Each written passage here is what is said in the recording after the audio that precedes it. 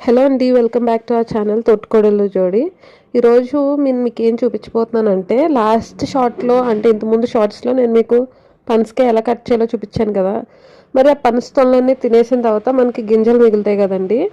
వాటిని ఏం చేసుకోవాలి, వాటిని ఎలా యూస్ చేసుకోవాలని చెప్తాను మీకు. అండ్ వీటి హెల్త్ బెనిఫిట్స్ ఏంటో కూడా చెప్తాను.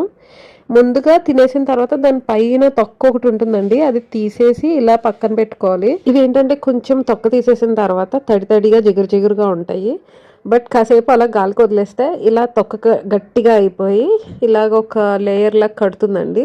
మనం వండుకునే ముందు ఈ పై తొక్కని తీసేస్తే ఈజీగా వచ్చేస్తుందండి. అంటే ఉల్లిపాయ తొక్క తీసినట్టుగా ఈజీగా వచ్చేస్తాయి. వీటిని తీసేసుకుని మనం కట్ చేసుకుని కర్రీస్ కింద కానీ ఆర్ వేపుకొని ఫ్రై కింద చేసుకుని కానీ వీటిని కాల్చుకుని కూడా తింటారండి. అండ్ వీటి హెల్త్ బెనిఫిట్స్ ఏంటంటే ఈ పనసగింజల్లో మంచి ప్రోటీన్ అయితే ఉంటుందండి. ఇది బాడీకి మంచి ఎనర్జీని కూడా ఇస్తుంది. అండ్ మజిల్ బిల్డింగ్కి కూడా చాలా యూజ్ అవుతుంది. అండ్ ఇంకొకటి సెకండ్ పాయింట్ ఏంటంటే దీనిలో చాలా ఫైబర్ ఉంటుందండి, మనకి బాగా డైజెషన్ అవ్వడానికి యూజ్ అవుతుంది.